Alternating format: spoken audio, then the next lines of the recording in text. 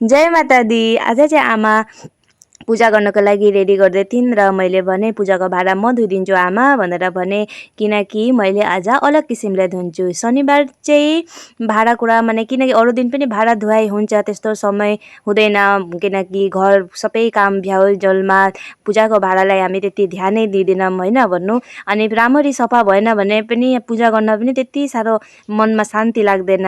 र यतापट्टि फेरि सबै रस्तामा बिहान वकिङ गर्न जानु हुँदैछ स्कुल छोडेर त्यहाँ। अनि मैले यहाँ हेर्नु त के लिएँ भन्दाखेरि नि केही बेसी लिएको छैन, सब घरकै सामान।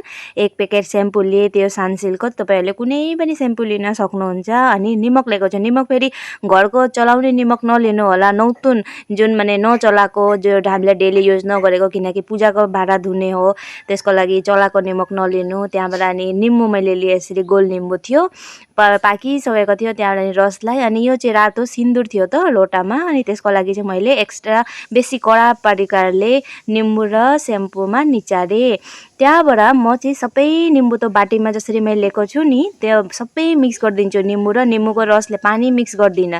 त्यहाँबाट अनि एउटा नौतुन सफा जे पनि अब तपाईँहरूसँग जे पनि छ घस्ने, मेरोसँग थिएन त मैले पोलिथिनै लिएँ। त्यहाँबाट हेर्नु त एकै बारमै कति राम्रो सफा भयो। र शनिबार चाहिँ यहाँ टाइम निकालेर यसरी सफा गर्नुपर्छ पूजाको सामानहरू। शनिबार मात्रै होइन, जहिले पनि भ्याउँदा हामीले चाहिँ अब शनिबार चाहिँ यस्तो कालोहरू सबै अनि र मङ्गलबार यस्तो है। अब कुनै टाइम नभ्याउँदा, कुनै सप्ताह भ्याउनु भएन भने कुनै यस्तो दिन निकाल्नु जुन दिन तपाईँले भाँडाहरू सिनिक्क पारेर सफा गरेर सकुन्जेल त सधैँ नै यस्तो सफा परेर, किनकि हामी पनि त कति सफामा खान्छौँ होइन त, भगवानहरूलाई पनि हो त्यसरी नै हामी एकदम साफ सुथरा बर्तनहरूमा दिनुपर्छ। र म चाहिँ यहीँ आएँ, अनि कलमा चाहिँ गइनँ किनकि यतै अलिक शुद्ध थियो, यता फेरि पानी पनि दिन्छ त बिहान त्यसको लागि। अनि हेर्नु त मैले सबै निम्बु निचारेँ, त्यतिखेरै पानी पर्न थाल्यो, फेरि यति साह्रो जोर चाहिँ पानी गिर्न थाल्यो। अनि म सबै त मिक्स गरेर त्यसलाई पुरा पेस्ट जस्तो बनाउँदैछु। यहाँ हेर्नु कस्तो रातो रङ भयो। त्यहाँबाट अनि त्यो सफा गर्दा गर्दा बाटी पनि त्यो सफा हुन्छ नि फेरि।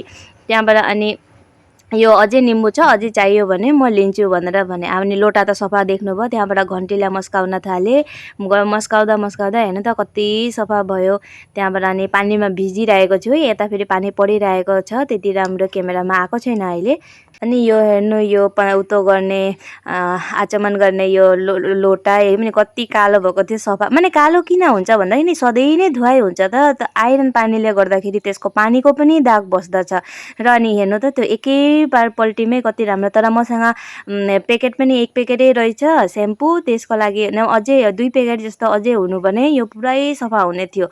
अनि समयको अनि पानी पर्नाले पनि गर्दा म चाहिँ हतार बेसी माने घसिराख्न पनि टाइम पाएन। त्यही पनि हेर्नु त पहिलाको भन्दा त निकै नै सफा भयो होइन।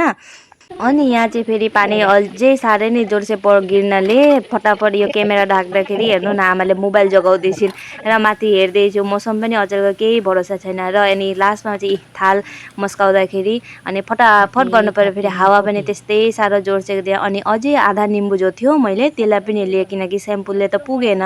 त्यहाँबाट अनि त्यसरी गरेर मैले थालबटुको मस्काएँ। अनि यहाँ फेरि भाइ एकजना स्कुटीमा हाँस्दै गए, भिडियो बनाएको देखेर होला। त्यहाँबाट अनि मेरो चाहिँ हेर्नु भाँडा पहिलाको भन्दा अलिक सफा भयो कि भएन भन्नुहोस् त साथी हो, अलिकति भए पनि। अनि बजारमा त पिताम्बरी पनि पाइन्छन्, अनि पिताम्बरी नभएको बेलामा यसरी पनि घरमै सफा गर्न सकिन्छ।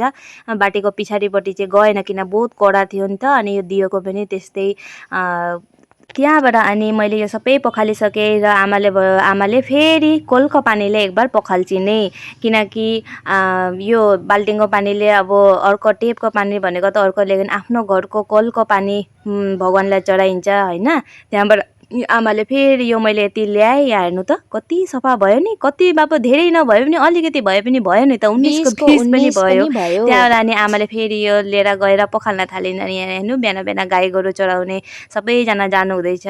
र यता एकजना माइजूलाई पनि भेट भयो, अनि माइजू पनि बोल्दै जानुभयो गाई चराउनु। यता फेरि हाई पनि गर्नुहुँदै थियो। त्यहाँबाट उताबाट फेरि हजुरआमा सानीमा वैष्णवी आउनुभयो। त्यहाँबाट अनि सानीमा चाहिँ यहाँ ड्युटी निस्किनु भएको अरे। त्यहाँबाट अनि यहाँ हजुरआमा चाहिँ नातिनी हुने पर्यो नि।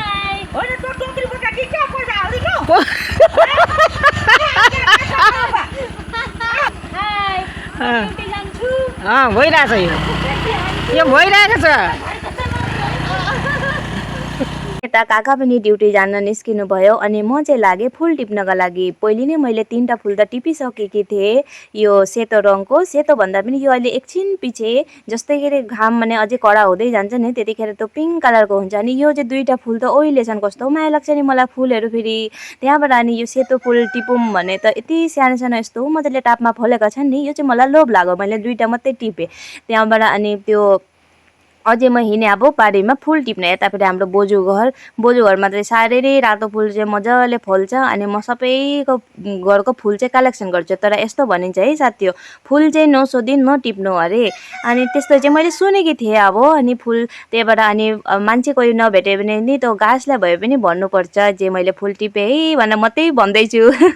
फुल टिपेँ है भन्दै यसरी टिप्दैछु। तर बोजूहरूलाई त पहिले नै थाहा छ मैले आमाले यहाँबाट सधैँ फुल लिन्छु नि भनेर। त्यहाँबाट अनि यता अरू फुल त देखिनँ, पानी पर्नाले हो कि के हो। त्यहाँबाट फेरि अनि सानीमा फेरि उता हजुरआमा सानी बेच्न बेला छोडेर यता फेरि बाई गर्दै जानुभयो ड्युटीको लागि।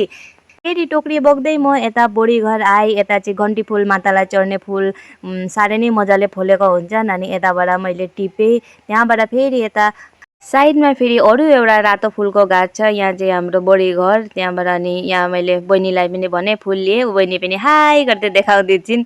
त्यहाँबाट अनि यता पनि फुल लिएँ। यो फुल चाहिँ नि साह्रै नै मनपर्छ होइन भनौँ। आमाले पनि यता अहिले रोपेको छिन् त्यो सबै सऱ्यो भने त अनि फुलको चाहिँ टेन्सन हुँदैन।